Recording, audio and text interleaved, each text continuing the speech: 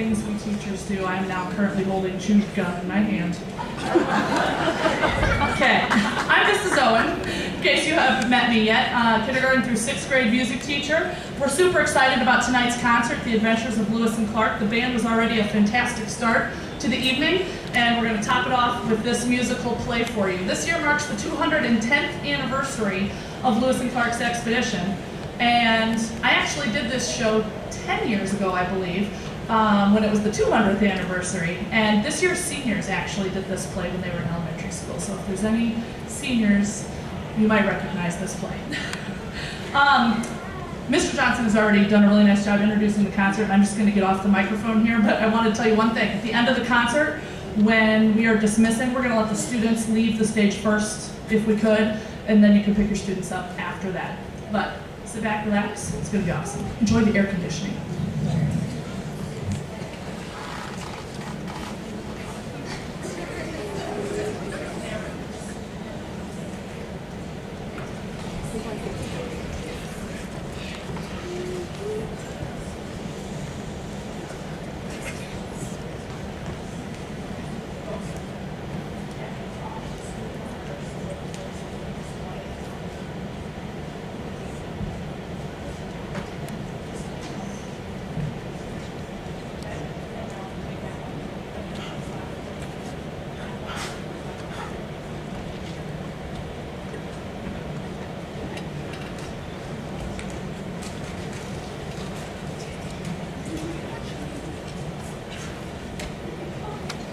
In 1804, the young United States government, under the leadership of Thomas Jefferson, commissioned two remarkable men to travel, explore, and chart the soon-to-be-acquired lands of the Louisiana Purchase. These two men were Meriwether Lewis and William Clark. Along the way, they led a group of about 40 soldiers and interpreters, a slave named York, and a huge Newfoundland dog named Scannon. Along the way, they were joined by a French trapper, Toussaint Charbonneau, his Shoshone wife, Sacagawea, and their baby, Baptiste. An amazing entourage traveled up the Missouri River, over the Rocky Mountains, and down the Columbia River to the Pacific Ocean. It has been known ever since as the Lewis and Clark Expedition. On November 7, 1805, the expedition finally reached the Pacific Ocean. Captain Clark is to have reported about the crashing surf, ocean in view, ocean in view. Oh, the joy, and the world has never been seen the same. This year marks the 210th anniversary of Lewis and Clark's great adventures. Sit back, relax, and tap your toes to the adventures of Lewis and Clark.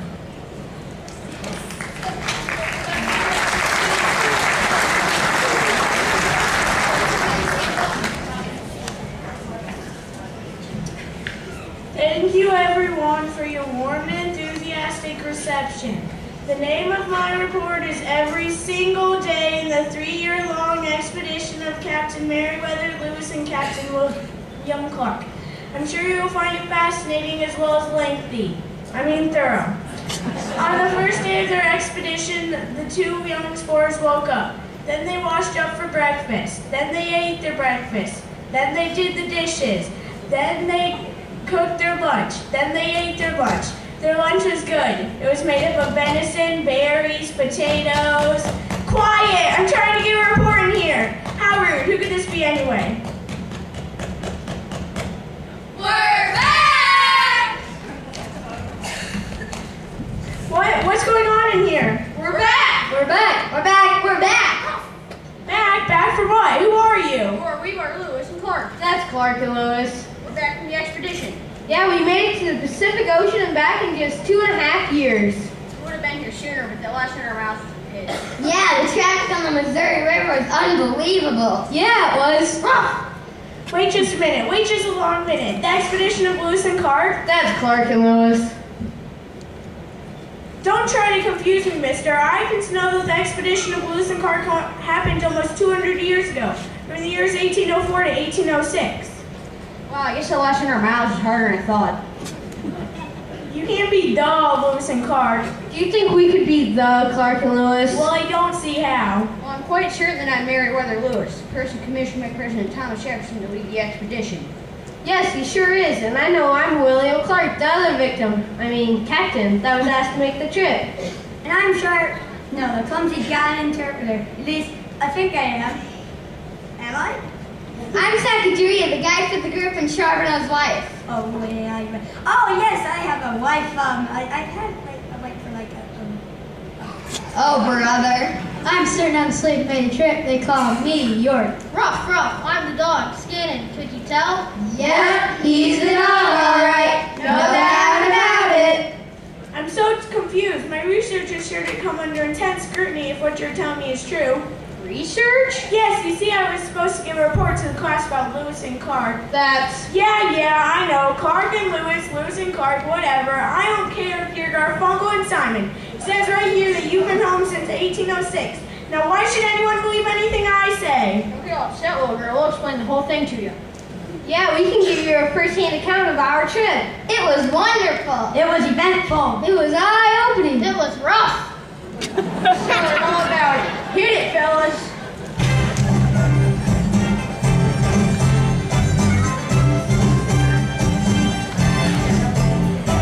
It was 1804 and a day before we left our homes and families. For 3 long years, lots of tears, we wandered through the land. We had no plan to show the way. The 2 young men would like to say, the road is long, but like the song, we're back. The young Lewis and Clark. That's Clark and Lewis. Heading west to see what we could find. We were Lewis and Clark, That's Clark and Lewis. doing our best for all of humankind.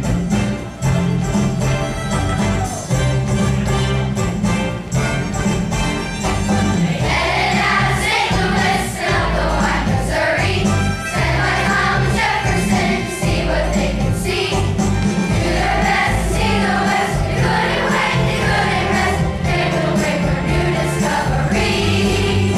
They were Lewis and Clark, Clark and Lewis, heading west to see what they could find. They were Lewis and Clark, Clark and Lewis, doing their best for all of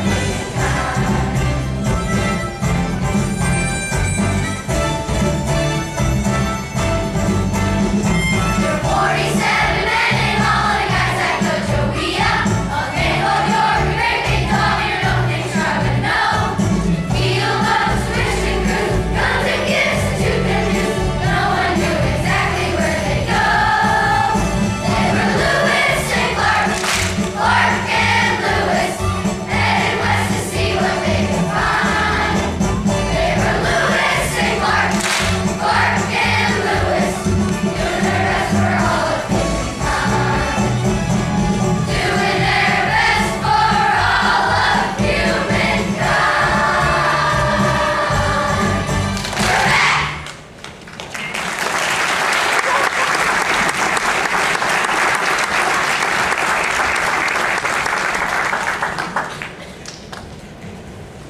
Well, I'm still not totally convinced, but this is sure going to make for an interesting report. And we got stories to tell you. Well, while I've got you here, I may as well check a few of my facts. Shoot, lady. Well, don't exactly shoot. We've had quite enough of that for a while. That's for sure. Tell about the time he shot Captain Lewis right in the rear because he thought he was an elf. Charlie, no. Ooh, yeah, that was rough. Oh, she doesn't want to hear about that. Neither do I. What I don't understand is why President Jefferson was so keen on having me do the trip anyway. That territory wasn't even part of the United States at the time, was it? No, it sure wasn't, but Jefferson had already dispatched 2 very capable fellows, James Monroe and Robert Livingston, to France to try to buy some land from the Emperor Napoleon Bonaparte, who was way over his head from fighting wars all over Europe.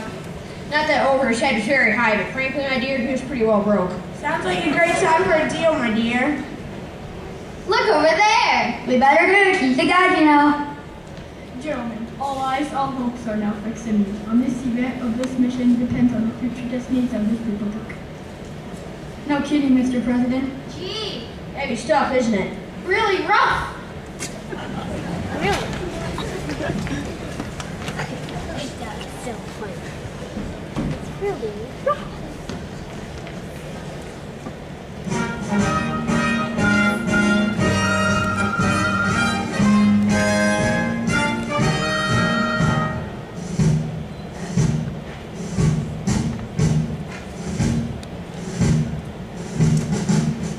Oh, my name's Napoleon Bonaparte, and have I got a deal for you? I'm in danger of being blown apart, so I make this appeal to you. All out, I'm fixed on you. All out, I'm fixed on you. It's yours, you're really in some luck for 15 million bucks.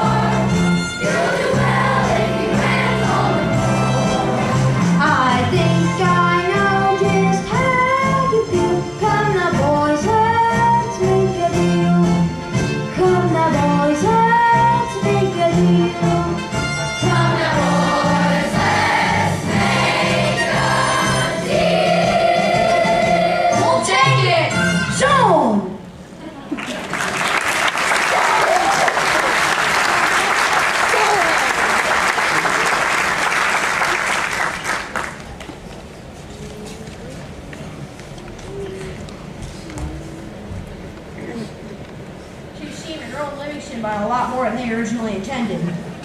That's like 860,000 square miles. Sort of a blue light special land deals. Truth is, we didn't even know what America owned when we set on our journey. But we were just going on a little canoe ride or something.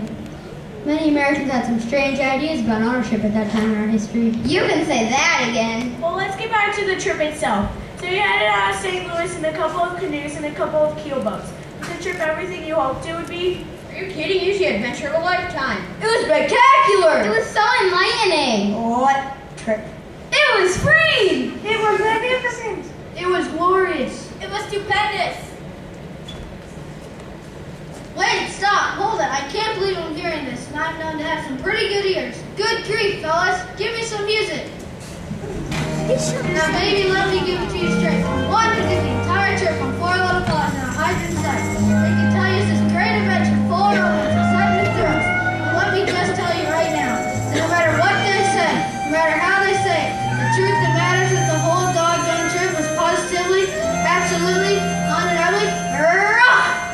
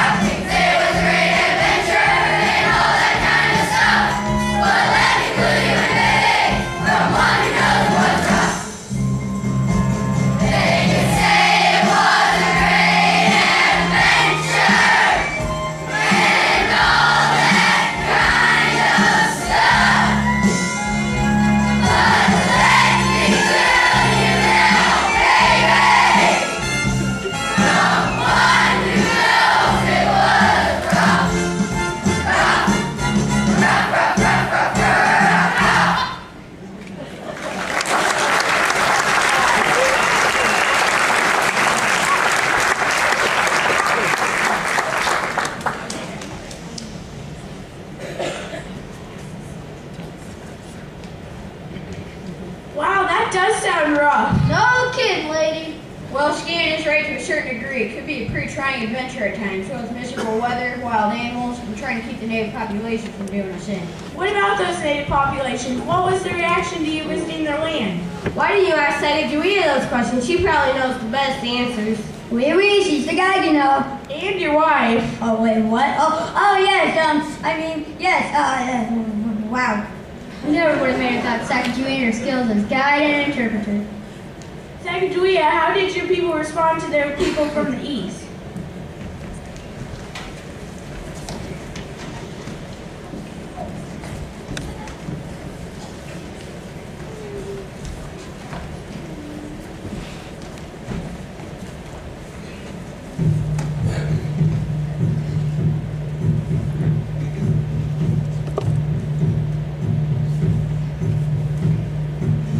Oh, my friend, most of the tribes welcomed all of us with open arms. They shared with us their food, their homes, and their friendship. They did not feel that there was any reason to be afraid. In most instances, we were visitors in a world they had already inhabited for generations, a world they called home.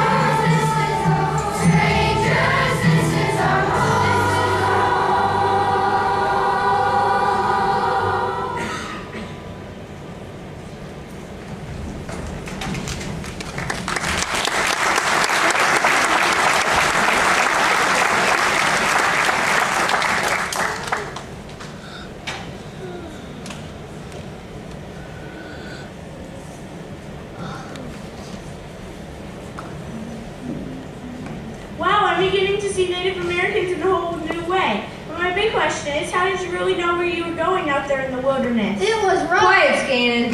It wasn't always easy, but with the help of Sacagawea and other guides along the way, plus the river current, the stars, the sun, and the planets, the direction was usually quite obvious. Actually, it was our expert mastering of astronomy, geometry, geography, physics, meteorology, and all your scientists' mastering of our innate sense of direction, line and form that got us to and from our manifest destination without a single miscue. In other words, we got lucky.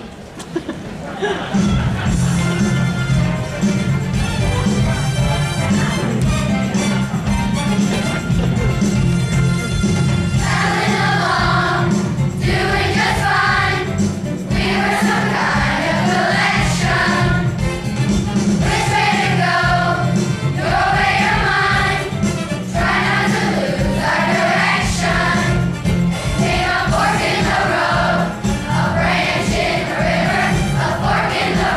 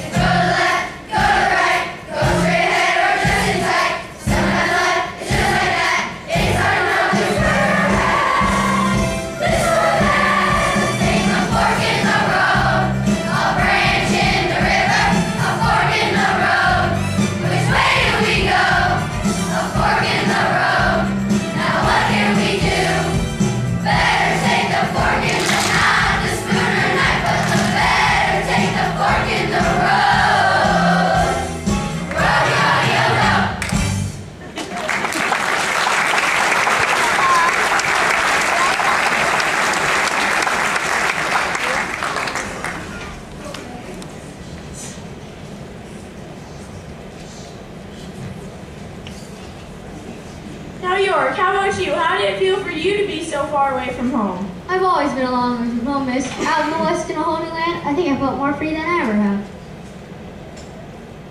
Te Vavone. What was that, Charbonneau? Te Vavone is a Sami word that means stranger. The truth is, I guess we're all strangers in one form or other in this strange new land. I know, I'm strange. Te Vavone. What a beautiful word. It's funny how even in a crowd, sometimes you can feel pretty alone.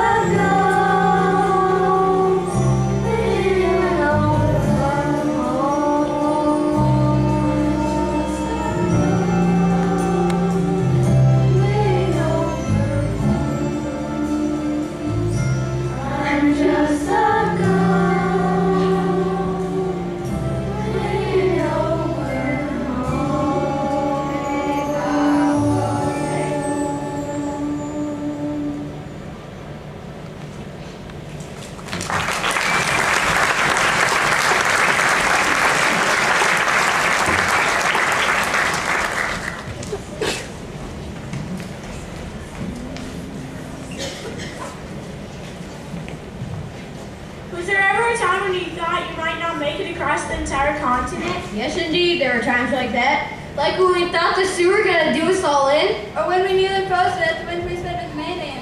Like the time we saw 220 grizzly bears in one day. That's right, one of them was at Charbonneau for lunch. That was bad, alright, but I think the worst days were those spent with Ned Percy and the gang out on the Columbia River. We did nothing but dog meat and salmon for weeks on end. Ruff, ruff, ruff, ruff, ruff! Oh yes, the Columbia. That's when I knew for sure we were going to make it to the Pacific. After making it past the Great Falls of Missouri, I thought I would never want to see Rushing River again. We had made it across the entire chain of the Rocky Mountains. Needless to say, we were pretty battered. Then Captain Clark discovered a large river we called Clearwater that lies right into the mighty Columbia. We also met up with the Nez Perce Indians who saved our life with their kindness and generosity. They fed us. Helped us build new dugout canoes to get us back on that beautiful river making its tumbling dash to the sea.